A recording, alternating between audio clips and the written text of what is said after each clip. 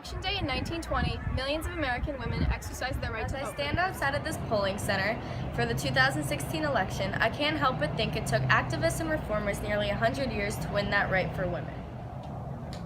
Did you vote today? Yes, I did. As a woman, do you think it's important to vote?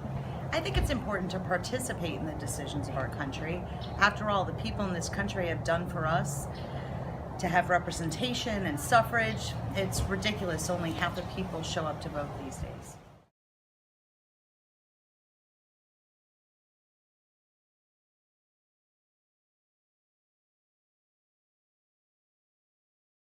In 1848, the first Women's Rights Convention was held in Seneca Falls, New York. After 2 days of discussion and debate, 68 women and 32 men signed a Declaration of Sentiments.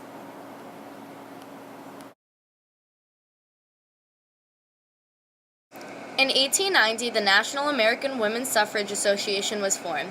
They waged state-by-state campaigns to obtain voting rights for women.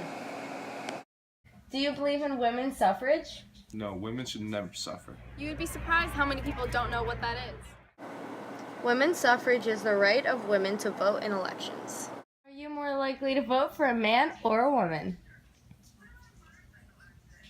A man.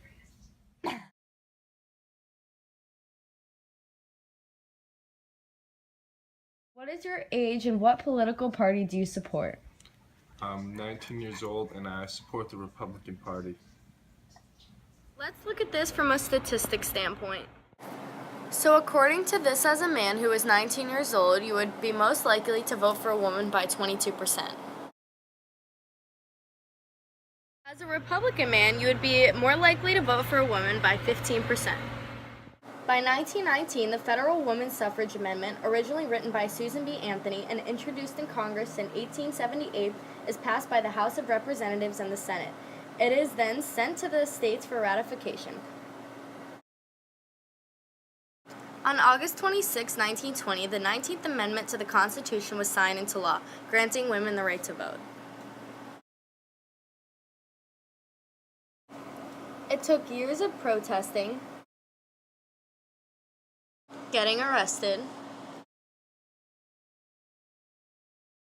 and hunger strikes being fed by force for change to happen. Do you think men were ever excluded from voting or just women? To an extent, no. It was mostly women and minorities who were excluded from voting.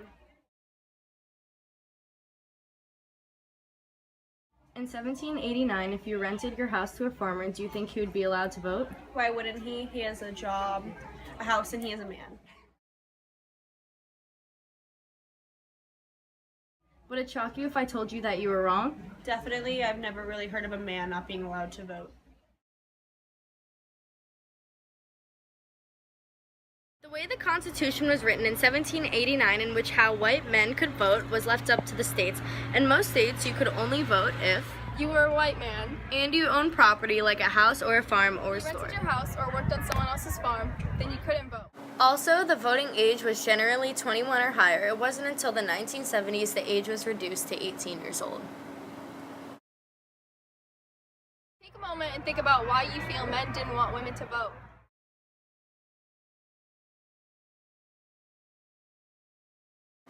There was a national association opposed to women's suffrage. They felt, why waste time, energy, and money without result? On the pamphlets, it gave reasons not to need a ballot and gave spot removers tips instead. It took bravery, tenacity, and strength of all women to stand up and fight for this change.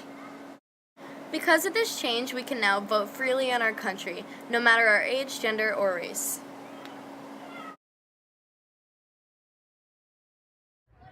This year's a big election year. Unfortunately, I do have the privilege to vote. I will remember the struggle it took for me to get there and all the people who fought for my voting rights.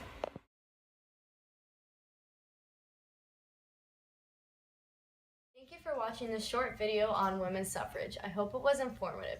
I would like to thank Nadine, Liz, Blake, Kelly, and of course,